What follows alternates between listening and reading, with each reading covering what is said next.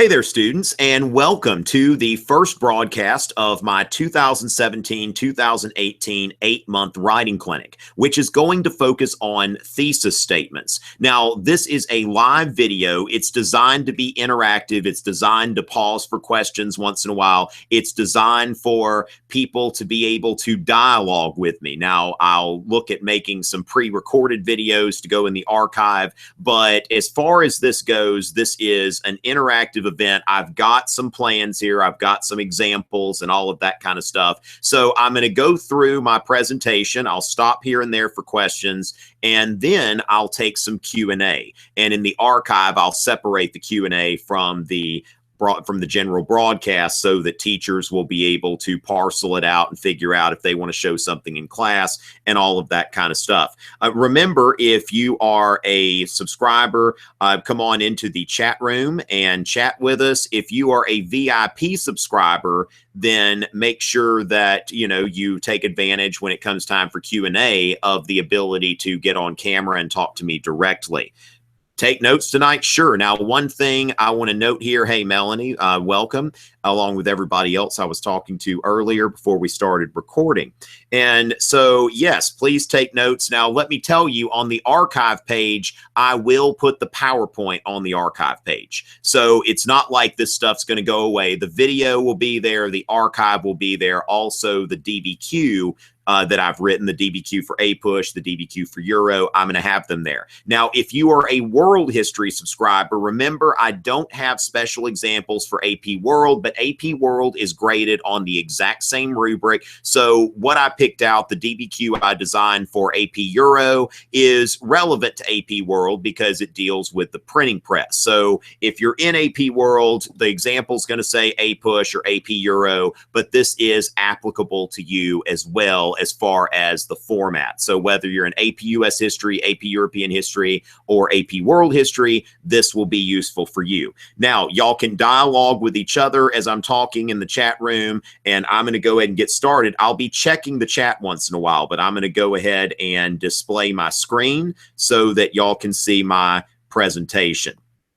And like I said, this is a work session, and so I'll be dialoguing with y'all as we go through it. Now, the 8-month writing clinic starts now with session 1, which is focusing on, oh, too many animations there. Okay, I'll fix that. Session 1 on thesis statements. Okay, now this is one of the 7 points on the DBQ rubric, also one of the 6 points on the LEQ rubric. I don't have a slide here for the LEQ, but it's the exact same thing. Now, that's one thing to understand, that now the criteria for the thesis is exactly the same for the DBQ and the LEQ. So it's not like you have to learn different rules for writing a thesis or anything like that. Responds to the prompt with a historically defensible thesis or claim that establishes a line of reasoning. The thesis must make a claim that responds to the prompt, rather than merely restating or rephrasing the prompt. The thesis must consist of one or more sentences located in one place, either in the introduction or the conclusion.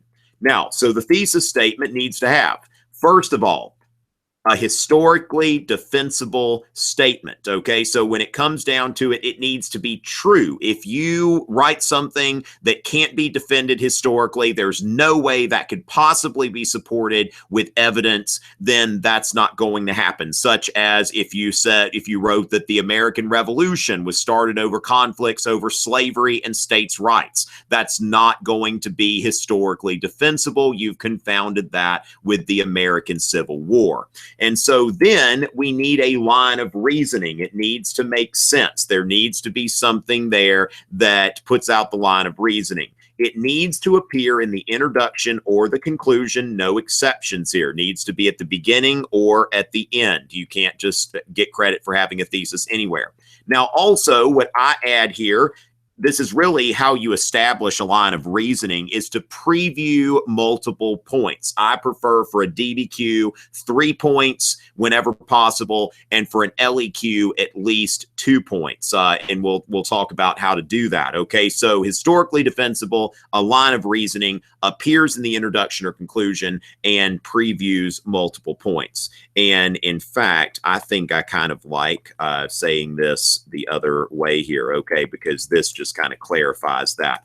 All right, so sometimes you'll see I kind of go through here when I've got a live audience here. Now, this is something that I call thesis porridge, okay? So how detailed is the thesis supposed to be? And if we think about Goldilocks and the three bears, okay, so, you know, you had the porridge that was too hot, too cold, and just right. Now, the AP people, the College Board, they've hijacked one of the prompts that I made before, which I've made the prompt before. So, you know, I used it before they made this a sample prompt in the newest guide. But if you're thinking about in terms of a thesis that's too vague, let's say that the prompt was dealing with the Italian Renaissance and the Northern Renaissance and a comparison prompt. Well, if it were asking you to compare the Italian Renaissance and the Northern Renaissance, it would be too vague to write the Italian Renaissance and the Northern Renaissance had a lot of similarities and a lot of differences. Okay, that's not really giving me anything that I can sink my teeth into. There needs to be something dealing with how or why. Okay, so the thing is here that we see more than anything as far as a problem. Okay, so this does not answer.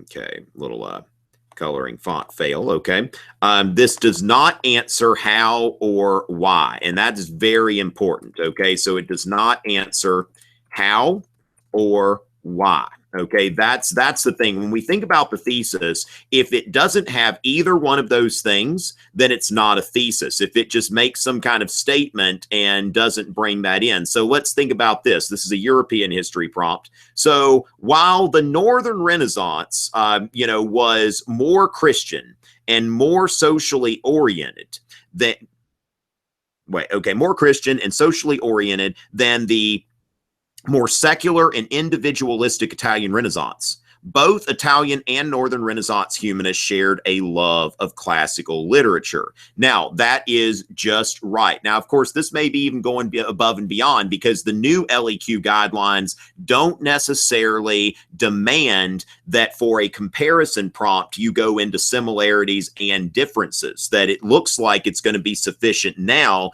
just to note the differences. But if you want the 7th point, you have to think about, you know, what you want to accomplish there, and that is important. Let me go ahead, and I should not have closed this.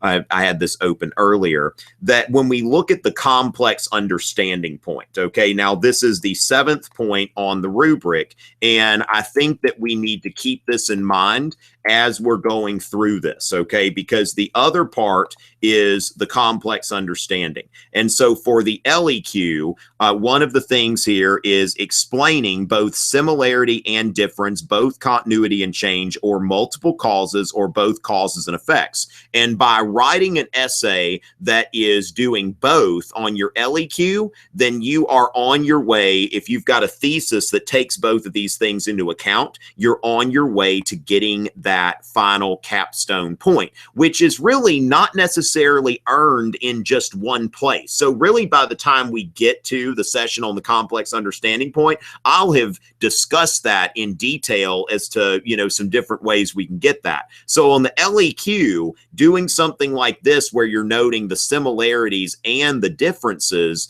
that is something that, you know, is going to count toward that complex understanding point, as long as you argue that in your essay. Now, too much. Northern Renaissance humanists such as Thomas More and Erasmus were more socially oriented and Christian in their writings than authors like Machiavelli and Castiglione in the Italian Renaissance. All these authors shared a love for classical authors such as Livy. Now, when we look at this, More, Erasmus, Machiavelli, Castiglione, and Livy, these are all evidence, okay? So we don't want to preview our evidence. We want to preview our points, okay? So you want to preview your points, but you don't want to show off your evidence yet. That's going to wait for the body paragraph. So let's just bear in mind what is, see what I did there? The bears. All right, so bear in mind that what we have here is we're just setting the stage here and we're previewing this. Let me check the chat real quick and see what's going on over there. Okay, let's see. And Anna, you're so welcome. Remember, if y'all have questions or anything like that, let me know, because I'll be checking now and then to see if there are any questions. So let me go ahead and delve in. I'm going to go through DBQ and LEQ prompts for both APUSH and AP Euro. And so as far as this is concerned, this prompt says, explain the causes of the rise of tensions between the American colonists and the British government in the period 1754 to 1776. Now, this is the same DBQ prompt that is on my video that I've put on YouTube publicly and for free, and I go into an introduction of this thing, okay? So in this clinic, I'm going to be fleshing this out, okay? So explain the causes of the rise of tensions between the American colonists and the British government in the period 1754 to 1776. Now, the DBQ doesn't necessarily focus on one thinking skill, but this is a causation prompt. So we have to think about the causes of the rise of tensions, okay? What would y'all say in the chat? What are the causes of the rising tensions? Okay, so if we were thinking about the American colonists, the British government in the period 1754 to 1776, what would y'all say about that? Okay, so let me see here as far as that goes. If my question may take a second to get to everybody. Let me ask them, what are some of the causes? Okay, so I'm going to go ahead and ask that, and let me go ahead and display again. I think it might be helpful for me to display the prompt on the screen here, because that's going to so that everybody can see that. Let's see if our audience members are going to take a stab at any of that. So explain the causes of the rise of tensions between the American colonists and the British government in the period 1754 to 1776. Okay, you could you mention the Great Awakening. Now, of course, the Great Awakening would be a piece of evidence, so that wouldn't necessarily go into the thesis, but we might make things as far as egalitarianism. Okay, because the first Great Awakening is definitely something that is bringing about a more egalitarian outlook, where people are seen as more equal rather than being seen as hierarchical. So I think we could do something. There. All right. Now, when we think about some of the more obvious things here, we would think in terms of course, what would be the most obvious thing? Now, some of y'all may not have gotten here quite yet. We are still early in the year. Yes, taxation. Okay. So, basically, tensions between the American colonists and the British government were caused by, by Parliament taxing the colonies,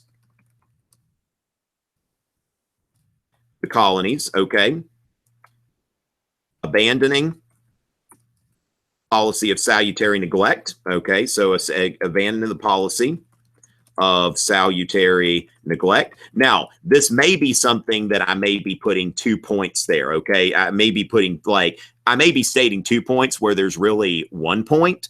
So you want to be careful about that. But if you go into the taxation without representation, and you're going to make another point specifically about salutary neglect and mercantilism, then you can do that, okay? And what would be another one? Anybody? I'll go ahead and just note here, resentment about having to quarter British troops in the colonies. Okay, got a little bit of an issue here with my with my spacing. Let me just go in there and just check on that real quick. You know, sometimes here as I'm working, I realize that there are some things that are not quite right.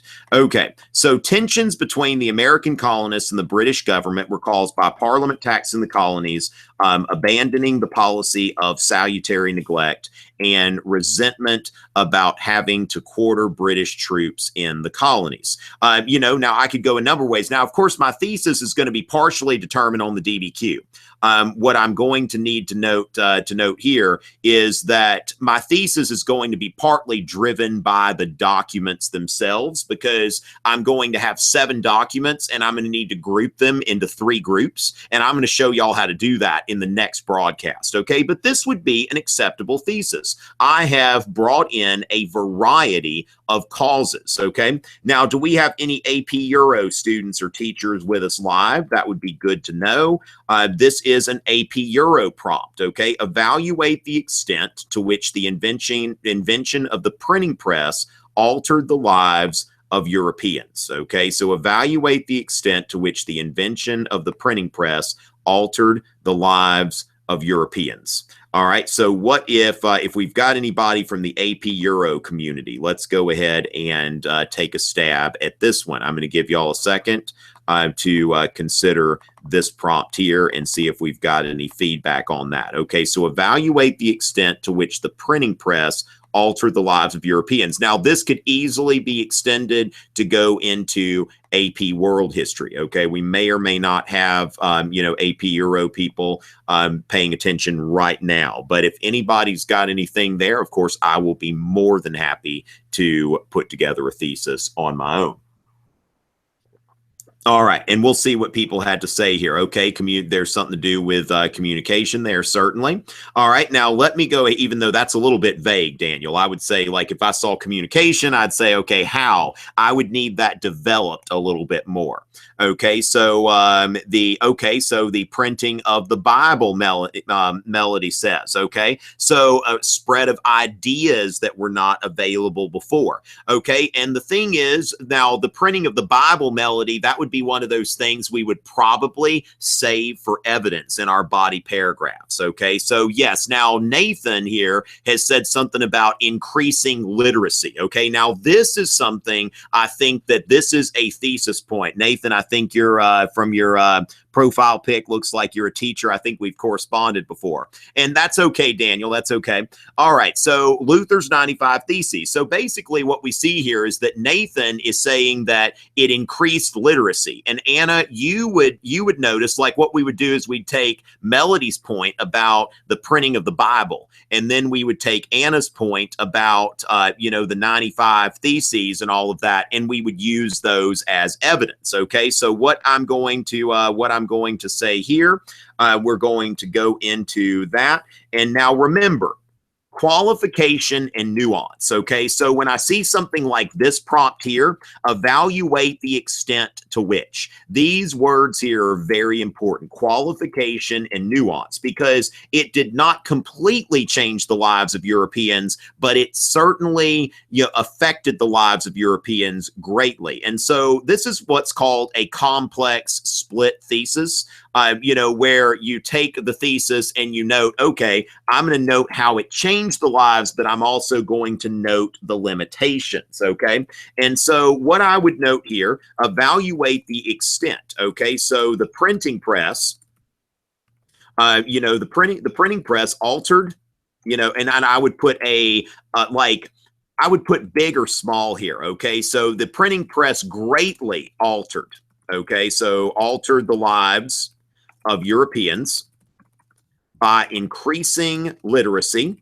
Okay, by increasing literacy, allowing new ideas to spread, you know, so increasing literacy and allowing new ideas to spread. Okay, so to spread, you know, although, you know, so by allowing new ideas to spread. Now, what I've done here is I have got the part that's saying, okay, this is what's changing. Okay. Now, I could put here allowing new ideas such as the Reformation and the scientific revolution. Okay, I could say here, ideas that might flow better, ideas in religion and science. Okay, so religion and science to spread.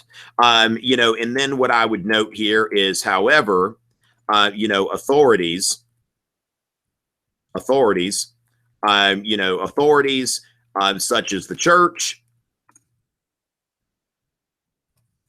tried to limit its influence. Okay, now I don't necessarily even have to go and implicate the Catholic Church by itself, but authorities such as the Catholic Church, still tried to limit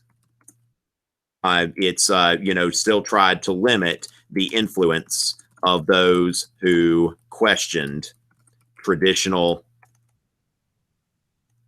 teachings. Okay, so something like this. Okay, so I'm saying it greatly altered. So I mean, I could say it didn't really alter it that much, but what I'm doing here is I'm noting that it didn't totally get rid of the institutional structures of power. Now it certainly chipped away at them, but it didn't get rid of them overnight. It's not like the Catholic Church is going anywhere anytime soon. I mean, the Catholic Church is still the largest faith community in the world. Okay, so I mean, obviously the printing press is not completely done away with the influence of the Catholic Church. So I would note there that there are still institutional structures that that remain, that the printing press did not necessarily get rid of. Okay, but it did weaken its authority. Okay, so should we have more than one sentence? Melody, I would, if I could, I would do every thesis in one sentence, but a 2-sentence thesis is fine. Okay, but it needs to appear together. Okay, and that's that's something that I will actually go ahead and make a just make a slide for, just to note here, because there are some times when a 2-sentence thesis may be appropriate. Okay, so the thesis can be 2 sentences. Now, one thing that we need to note is the 2 sentences need to appear together, and it needs to be obvious that they're appearing intentionally. Okay, so a 2-sentence thesis. Okay, so the thesis can be 1 sentence or 2, but if the thesis is 2 sentences,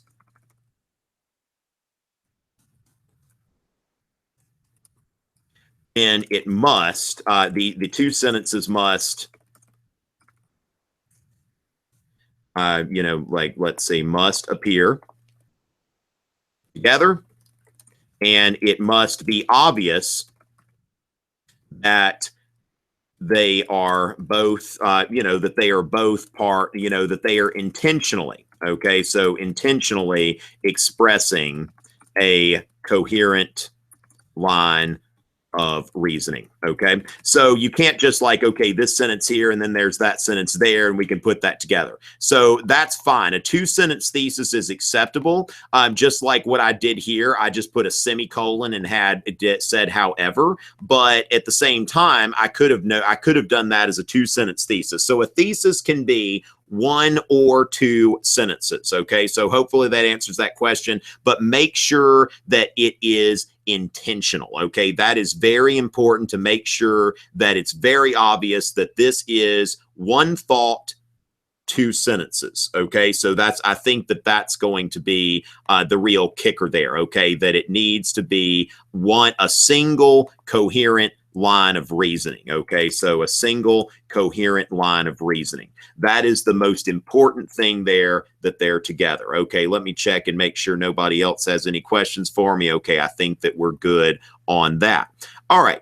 So let's go ahead and take a look at some LEQ prompts. Okay, now let me first, before I go and kind of work in front of you on some stuff, let me show you one that I've done already. Okay, so this is going to focus on the LEQ. Now there are 3 LEQ types on this newly redesigned redesign of the redesign exam. Okay, now there are 3 LEQ types, and you've got comparison, continuity and change over time, and causation. Okay, so no more periodization. Now, the thing is, I've got to warn everybody, I have yet to find any causation prompts. So I'm not sure about the exact format. I'm going to stay away from that tonight, but hopefully I'll see some of that in the future. Some of these LEQ videos and DBQ videos, I may have to re-record next year after the reading. I don't think that the rubric's going to change again, but certainly after the AP reading this summer, some things are going to be more clear to me then than they are now.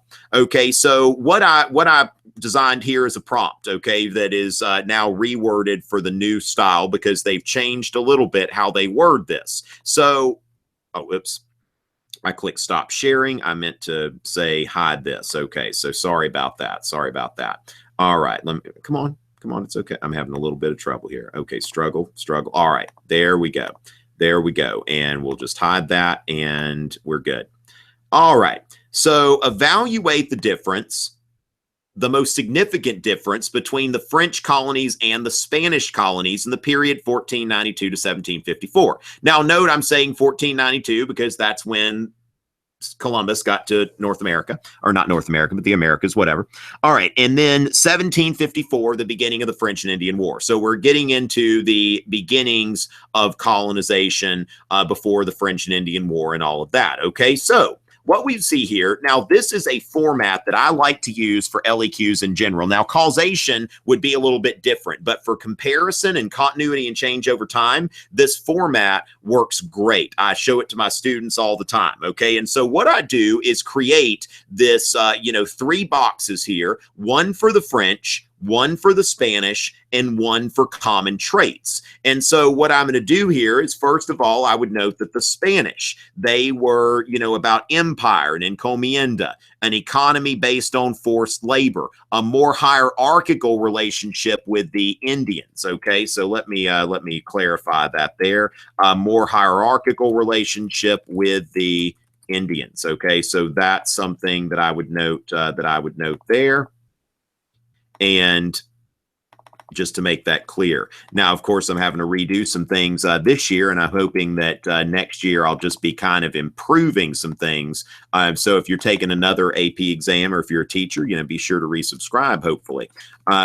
So Indians, all right, so a friendlier relationship with the Indians. Now, note here that I'm making comparisons, okay, that the Spanish are making money through empire and the encomienda, an economy based on forced labor. And so I see here the French are making money through the fur trade, and their economy is based on an exchange with the Indians. Through that, they cultivate a friendlier relationship. The Spanish, a more hierarchical relationship. Now, common traits. Now, of course, they were both trying to make money. All colonial powers are trying to make money. It's not like the French are running a charity operation. It's just the French had circumstances that made it easier to make money by being friends with the Indians. Now, both the French and the Spanish had state-sponsored programs of evangelism. And so that, you see that the French and the Spanish, unlike the Dutch and the English, that evangelizing the natives was a goal of the government, a stated goal of colonial policy. So now the thing is, note with this new format, it looks like to get credit for writing a thesis, as long as you show the difference between the French and the Spanish, you should be fine. But then to get that complex understanding point, we are looking into these common traits, okay? So we want our thesis to reflect this. So a great thesis would be something like this. While the French relationship with the Indians was a friendly relationship based on the exchange of goods, and the Spanish system of forced labor was more severe and hierarchical, both the French and the Spanish wanted to make money and to spread the Catholic religion among the natives. Now, this is one of those things. This thesis is going for 7 points on the DBQ, 6 points for the LEQ. They're trying to be awesome. Okay, so this is what I call a great thesis. Now, remember, the thesis, it checks a box. You either get the minimum required or you don't. So as far as just for the thesis point, something like this that's a bit simpler would work. While the French relationship with the Indians was a friendly relationship and the Spanish relationship with the Indians was not very friendly, both the French and the Spanish tried to spread Christianity. Now, this is not as sophisticated as this one. It's not as complex, but it does make a historically defensible statement. It previews the points and just kind of crosses that line into acceptability. Now, 2018, we could see something like this from what it looks like to me based on reading these materials. Now, once again, I could go to the AP reading in June and it's like, whoa, okay. I mean, so, we're all kind of figuring this stuff out together to an extent. The French relationship with the Indians was a friendly relationship based on the exchange of goods, and the Spanish relationship with the Indians was a hierarchical relationship based on forced labor. Now, here, it looks like we've got the bare minimum to get the thesis for the LEQ. Now, this person is not heading for complex understanding necessarily, showing that they can put together similarities as well. And so that's something that I think is important. Let me go ahead and check for questions real quick, see if we've got anything there. All right. So should the thesis be an outline of your essay? Okay. So Daniel, I think that there is a quality of that. Okay. Now I'm going to kind of go into some more, detailed stuff in future sessions, but it should be a preview of points. Okay. So in terms of point 1, point 2, point 3, however that's going to work. Okay. Yes. And Nathan, I agree with you. Please, God, don't change the rubrics again. Okay. And Nathan, this is the thing that like the wording has changed a little bit. Okay. So they have when I was working on this today and editing it from last time, I noticed that yes, they have changed these things around. Evaluate the most significant difference. Okay. Now, the thing is, when we look at that kind of prompt, okay, now evaluate the most significant difference. Now, this is interesting. And Nathan, I'm glad I've got teachers here in this clinic because that is very interesting in terms of, well, as far as that goes, what is the most significant difference? Which I'm thinking here, is there a bit of, and I'm thinking out loud here, and that's why I like doing this interactive clinic, is in history, what is the most significant difference? It's really as far as what it is that you can argue. So functionally, now that's the other thing that is important is what the prompt says and then what the prompt actually means on a functional level. And because when we look at functionality, it's like, last year there was the prompt that said, evaluate whether or not the Glorious Revolution was part of the Enlightenment.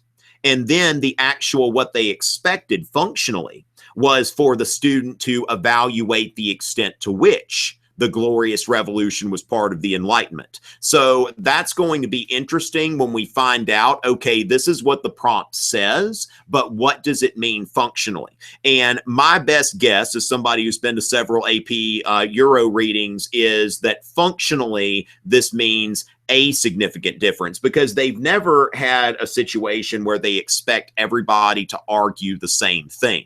So I think that if now there could be a thesis that just lacks significance, and that could be a problem. What do you I mean, Nathan, is this making sense to you? Because yeah, I'm really like, this is a good question. And I think I'm going to be stuck until the first week of June when I'm able to do this at the AP reading. So, that is, great question on that. All right. So let me go ahead and I'll take a look again at the chat in a few minutes and see what's going on there. Let me go ahead and put forward an LEQ prompt. All right. So we've got that. And let's see, we're going to take a look at another APUSH LEQ prompt. This one's going to be continuity and change over time. Okay, so let me go ahead and pull that up. Continuity and change over time. All right, evaluate the extent to which the American Revolution fostered changes in American society from 1776 to 1800. All right, now this is actually kind of similar to, there was a DBQ prompt years ago that's similar to this, not identical though. Okay, so I mean these prompts are, I like to stay away from things that are directly worded and that sort of thing. But I could see this being an LEQ prompt. You notice a lot of times there's, every DBQ prompt there, if you look back far enough, you see an LEQ prompt. that was kind of like it, and vice versa. So evaluate the extent to which the American Revolution fostered changes in American society from 1776 to 1800. All right. So what I would do here. All right. So good. All right. So Nathan and I seem to be in agreement, at least on the guesswork that we're doing right now before the 2018 AP readings. Make this stuff clear. All right. So as far as that goes, let me go ahead and do this. Okay. So continuity and change over time. I'm thinking, okay, what was it like after the American Revolution? And so what I'm going to think of here is I might think about, what are the most significant things about the American Revolution? What do we think? So first, I would say, republicanism. Okay. So republicanism, egalitarianism, and then, we think about, federalism. Okay. So, you can think about some things here in American society. Now, if we think about before, now remember, everything in one box needs to correspond with something else. Okay. So when we think about before, monarchy. Okay, so let's see, I probably should spell that right. All right, so we can think in terms of, of monarchy. We could think in terms of, of social hierarchy. And we could think in terms of, just this, basically, answering to Parliament and that kind of thing. Okay, so now we could even put, free trade. Okay, so we could look from free trade from, regulated trade or something like that. Okay, so if I'm thinking about that. Now, when we think about the American Revolution, there was plenty of continuity. Like the American Revolution, in terms of revolutions, if you compare it to the French Revolution or the Russian Revolution or something like that, there are really a lot of areas of continuity. That the American Revolution was somewhat conservative in relation to other revolutions. So I could say things like, the same elite continued to dominate politics. Okay, so the same group of elites continued to dominate American politics. Okay. Also, I could note here that, women did not gain, the full rights of citizenship. Okay, so I could note something about this, that like, when it comes to like Abigail Adams writing Remember the Ladies, this was not necessarily, something that people, that people ended up listening to. Abigail Adams had high hopes that the American Revolution, might, result in some strides toward gender equity. That did not necessarily happen. Okay, so when it comes to this, I could make I could make something here. Now, in this case, continuity and change over time. Now, when it comes down to it, evaluate the extent to which the American Revolution fostered changes. Now, if we want to go for both the first point and the last point, okay, thesis and, the other thing I'm thinking about, complex understanding, of course. All right, it's almost Friday, ladies and gentlemen.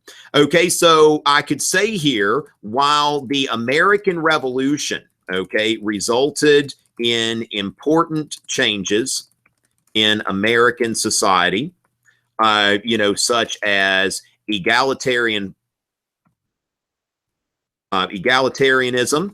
and republicanism, the same group of elites continued to dominate society and politics, and women still did not gain political rights. Okay, so did not gain political rights as a result of the revolution. Okay, so these are some things that I could defend, as far as this is defensible.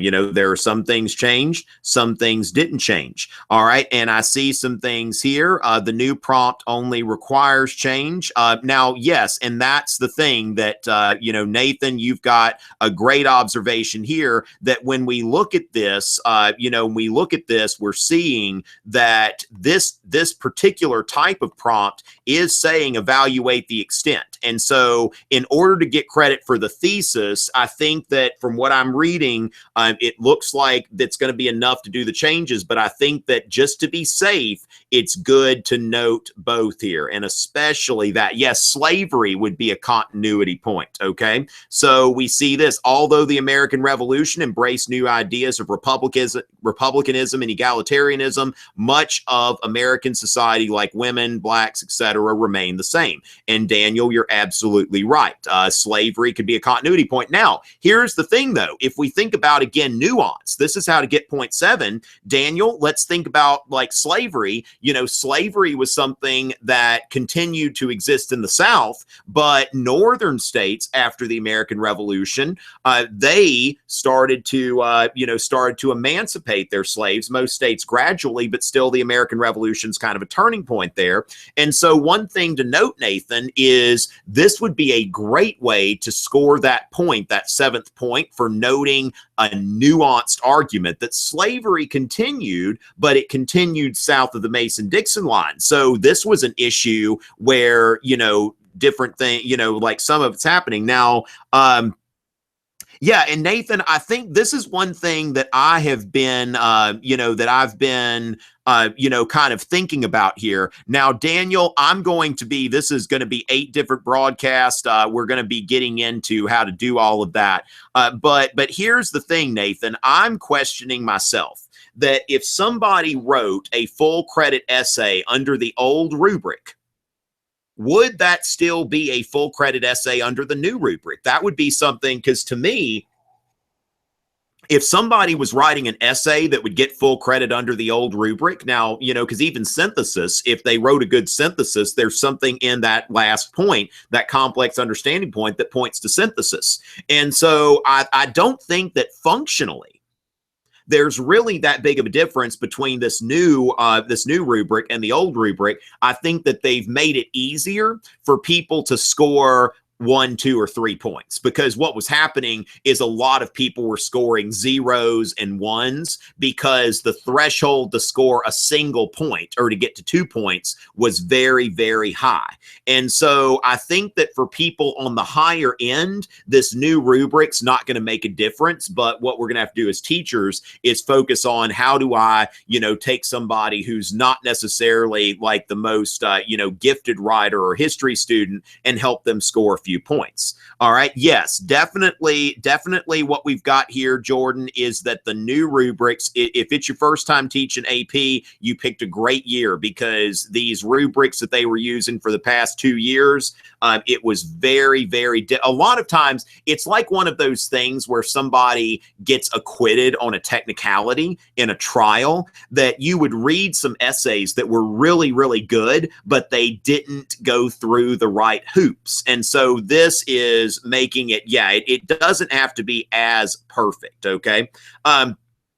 Now, Daniel, I would not necessarily note like, hey, reader, this is nuance. I would just bring in the nuance. And this is the thing, Daniel, that the essays that score the top points, these are essays where it's becoming second nature to you, that you're really putting that stuff in there. So just be sure anytime you see an opportunity to employ nuance, bring it in there. And as I said, like the next session is actually going to be a pretty lengthy session. I might even, have the next session start at different times for Euro and US, or maybe on different evenings. I'm still thinking about how I want to do that, because I'm going to do a US DBQ and then I'm going to do a Euro DBQ. So I'll probably have 2 different broadcasts in October, because it's going to take me a while to flesh that out as far as using documents. And so, we could note stuff like that. So I could note these things. And I think that, what Nathan said here is probably even better. Little changed for disadvantaged groups. Okay, groups such as women and African Americans. Okay, so So you might note something like this, that, that we see that little changed for these disadvantaged groups. And that would allow you to argue, two things while making one point. So that's something that you could, definitely argue on that. All right. Great to see so much conversation here. All right. So going to Euro, we've got some of you who teach Euro. Yeah, nuance would not, you're setting up. Like, the thing is, remember the thesis porridge. We don't want to get too hot. It's not time yet to bring in, like, nuance, but, a lot of times here, you would have an argument that's going, you can read, you can tell, kind of like on Forrest Gump, you can tell a lot about a person by their shoes. That is, really a similar thing, that a lot of times after reading the thesis, I can already see what kind of essay I'm going to be reading. But yes, Melanie, on the longer broadcast, and actually, like, I've got more subscribers than I did at this time last year for the writing clinic. So I'm definitely considering, doing a second broadcast, especially for the ones that are going to be longer. There are some that are going to be shorter sessions, and I can put everything together, but I am thinking about specialized broadcasts. Now, one thing that's been nice, though, we've got like 11 people watching, so we've actually got a lively chat room, whereas, I'll have less people in the live session if we're doing it just for one subject. So I'll probably only open it up to 2 broadcasts when we've got a situation where, okay, this is going to take me a while. So anyway, I will be in touch with everybody about that. Okay, so as far as this is concerned, let's go to AP Euro. All right, let's go ahead and go to AP Euro and see what we've got. There. All right, so as far as Euro, evaluate the most significant difference between the motivations of Martin Luther and Henry VIII during the Protestant Reformation. Now, the most significant difference. Now, of course, we've got something here. It would be easiest here to go into the similarities, just bringing in one thing about them that was similar. And sometimes, this can be somewhat obvious, so they both challenged the power of the Catholic Church. Okay, both challenged the power of the Catholic Church and started new churches. Okay, now the thing is that Henry VIII and Martin Luther, of course, you go into the motives. Now, most of your prompts, I believe, are going to really focus on the differences more than the similarities, because that's what they seem to really be going for. So in this case, be prepared for the differences to be a lot more significant than the similarities. So with Henry VIII and Martin Luther, this is basically where the similarities stop. And so as we look there, I'll be right back and just have my water over here. All right. Got my water. I just about run out of tea, so I need to make sure I stay hydrated. All right. Those of you who are teachers know what I'm talking about. All right. So Martin Luther, his motivations were religious. Okay, so religious motivations. Okay, so he basically he was responding to corruption. So he opposed corruption, such as the the indulgences, the sale of indulgences. And also, doctrines. Okay, so you've got the sale of indulgences, and then he also believed in, his doctrines like, faith alone, and scripture alone. Sola fide and sola scriptura. Okay, so now you could just say faith alone and scripture alone. Okay, so no big deal. It's not like you have to use the Latin or anything. I don't want anybody thinking like, whoa, do I have to use Latin? No, you don't have to use Latin. Okay, it's okay if you don't know a word of Latin. Okay, so so Henry VIII, meanwhile, had political. Okay, so political motivations. Okay, so his motivations were more political. For Henry VIII, it was really more that the church wasn't corrupt enough, that the Pope would not allow him to divorce his wife. Okay, so so he wanted to divorce his wife. Now, Catherine of Aragon, so Catherine of Aragon would be more, a better way. Now, if you don't remember who Catherine of Aragon was, just put his wife, okay? But if you do, remember, the more detailed you can be, the better. Now, this isn't going to go into our thesis, right? But he wanted to divorce his wife. He did not, he did not challenge Catholic doctrines, okay? So doctrines or practice, or their church practices or anything like that. Now, actually had previously defended them. Okay, so Henry VIII, those of you who are in Euro, that Henry VIII wrote the defense of the seven sacraments. He wrote against Martin Luther, and so it's really a really funny pamphlet that he wrote. Henry was actually a lot more educated than a lot of people realize. But the thing is, we see religious motivations, political motivations. Wanted to divorce his wife, did not challenge Catholic doctrines. It was more of a secession. I often compare Henry's Reformation to the Confederate States of America during the Civil War, basically a secession from the church more than a reformation. Too bad synthesis is no longer a requirement, but remember, it is kind of buried in that last complex understanding point. And so what I would do here, again, kind of this complex split thesis, where I would note that while Henry VIII and Martin Luther both challenged the Catholic Church and started their own churches, they did so for different reasons. Okay, and this is the thing, I'm going to put a period. I'm going to show y'all, yes, you can do a 2-sentence thesis. All right, so they did it for different reasons. Martin Luther left challenged what he saw as the church's corrupt, or I would say here, Martin Luther had, if you want to word it simply, had religious motivations for challenging the church, while Henry's motivations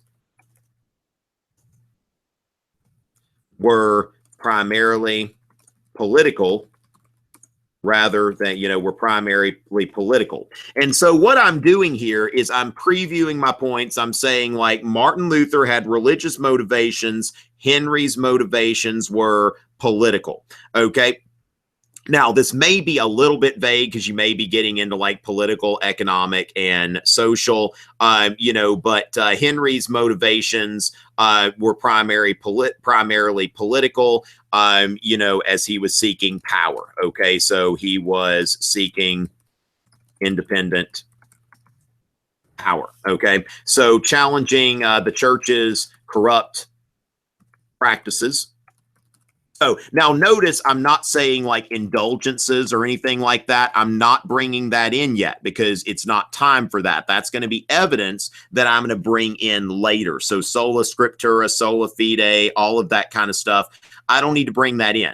But while Henry VIII and Martin Luther both challenged the Catholic Church and started their own churches, they did so for different reasons. Martin Luther had religious motivations for challenging the church's corrupt practices, while Henry's motivations were primarily political, as he was seeking independent power. Okay, and you could even put there he wanted to divorce, his wife or something like that. It wouldn't count off or anything like that. But just as long as you understand, like, I'm making a coherent argument and I'm previewing my points, and it's obvious here that an argument is being set up, a historically defensible argument that follows a line of reasoning. Okay, so that's what we're trying to do there. Now, at this point, I've finished this, and let's take a look at you know, what we can see here. Okay, so yes, Nathan, if I do a session for, you know, if I split up Euro and US, by all means, subscribers are welcome to attend both of those sessions. That would be no problem at all.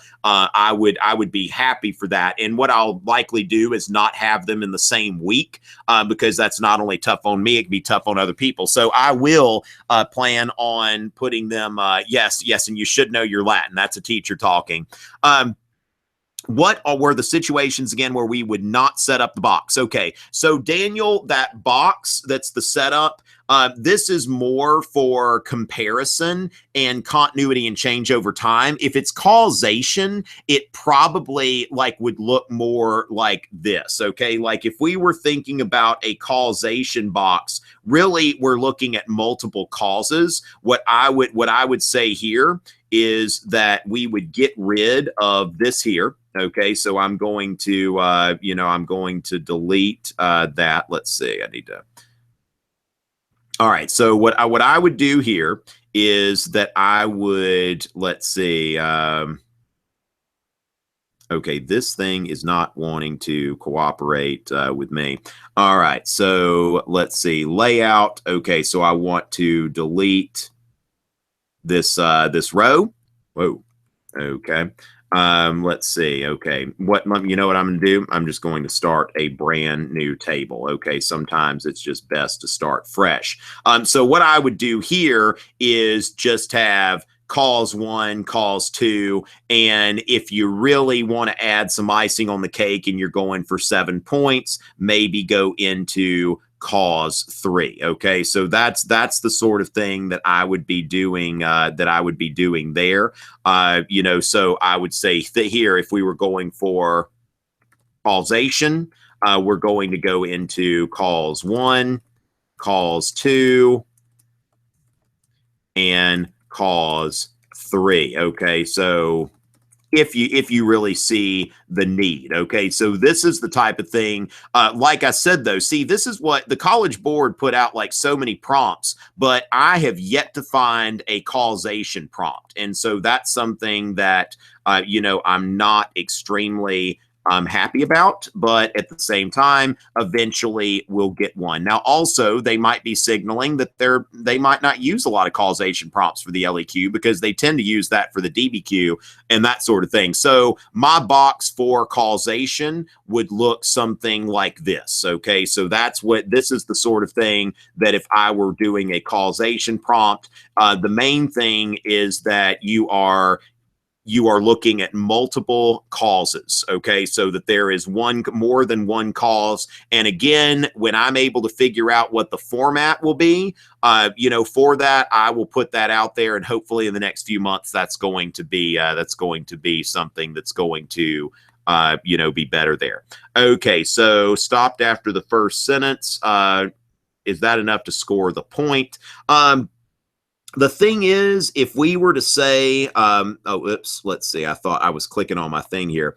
All right. So if I were to say here, they did so for, you know, Nathan, I would not counsel a student to do that. I would not counsel a student to do that. Now, what I would do here is perhaps the second sentence would be sufficient. Okay. So if this, you know, if this were the case, then maybe that would be sufficient. Okay. Now, at Melody, let's see. So let's see, added more than this. Yeah, Anna, there is a point where you're overkilling. Okay. So yes, I think there is such thing as too much thesis, because at some point you've earned the point and it's time to move on and earn other points in the essay. Now, once is mentioned a person's name, both first and last. Normally in language arts, they tell you say the last name. Yeah, that's fine. And remember, Melody, what you're doing here is really a rough draft. Okay, so this is not something that, you know, you're not writing a final essay. There are no English teacherisms here. Okay, so there's going to be no like, oh, this word was misspelled, or this isn't an MLA format, or they use the last name here, or something something like that. So yeah, I mean, write a good essay if you can. I think that's great. But at the same time, just remember the technicalities like that of language, not as big of a deal as far as your scoring here. Melody, you're saying, do we do the same? Yeah, I mean, you don't have to say Martin Luther, Martin Luther, Martin Luther. So after saying Martin Luther and Henry VIII, you can say Luther and Henry. Okay, that's fine to say Luther and Henry for the rest of the essay. Okay. Yeah, and that's the other thing here. Okay, so yes, that Nathan, what we could see here, that would probably be, I tell you, I need to, Nathan, email me and let's you and I chat outside of this thing sometime within the next week, because you've had some really good input here. Effects. Okay, so effects. Okay. So, maybe an effect of that. Okay. Now it could be the other way around. They might want some kind of effect, but what I would do is multiple causes. And then I would think about an effect column. I think that that is a much sounder strategy than, just the, cause one or whatever. Okay. So let's see here. Peter, how much, if anything, should go into an introduction other than the thesis? All right. So what I've got here, yes, Peter, let's see, use the intro. Yes, exactly. Nathan, you and I are, on the same page here that, basically, and this is, my, on the AP Euro, I'm going to be making a video for the AP Euro DBQ very soon. I've already got one for A Push. I've finished the slides for the AP Euro DBQ video. I just need to record it. But yes, first paragraph is for contextualization and thesis. Okay, so those are the two things there. So it's really set up, it's like a funnel. Okay, that the contextualization is really kind of your, Star Wars opening, little opening thing at Star Wars. You're letting people know what's going on, and then you go to your thesis. The context leads to the thesis. It paints a big picture. It gives you the forest with a few trees. We'll talk about that. The contextualization needs to have one or two details in there to show that you're not totally just, just making this up as you go, shooting from the hip, BSing or whatever. And so DBQ based on the summer work. Okay, well, yes, glad to help with the rubric, and thank you, Peter, for subscribing to this writing clinic. And so as far as that goes, ladies and gentlemen, let's see. I'm wondering why the let's see. All right. So anyway, let me go ahead and just kind of, just pause in case there are any more questions, comments, or anything like that. Okay. So any more questions or comments? All right, so we've been going for a little over an hour, which is probably about the average length of some of the sessions. Some of them will be some of them may be a little longer. Some of them will definitely be shorter than this. But go ahead and last call for questions and comments and all of that kind of stuff. Want to make sure that, everybody's been able to ask their questions, but, once those are gone, then let's go ahead and call it a night. It is kind of late on the on the East Coast. And let's see here, Nathan, you could either use the website or tr@tomrichey.net, just my initials at tomrichey.net. Okay. Yes, what I've got here, if you go to the archive, let's see. So let me see here. Let me see what the URL is for the page. Good question. Okay, because I have put dates for all of the sessions. But let me see. When you purchased, there was a link to the archive. Okay, so this, so go ahead and go to that link. 8 archives, so 8 archives, 17, 18. So let me just go ahead and show you now. Like I said, I might do a second broadcast next month. So I'll let y'all know about that pretty soon. So September 21st. Now I've got Thursday, October 19th. Now I may also do the Thursday before that so that we can focus on one subject at a time. But I know I will be broadcasting on Thursday, October 19th. Thursday, November 9th, December 7th. Now, all times are subject to change within more than a week's notice. Session 8 in April, I'm going to be doing multiple sessions. I know that I'm going to be doing that. Okay. So that's going to be happening, but I do have some things set up. But once again, because I've got more subscribers than I had last year, I am thinking about going to 2 broadcasts, one targeted toward A-Push and the other targeted toward Euro and World. Now, of course, the thing is, if you can't make one, you want to go to the other one, that's fine, no problem. Okay.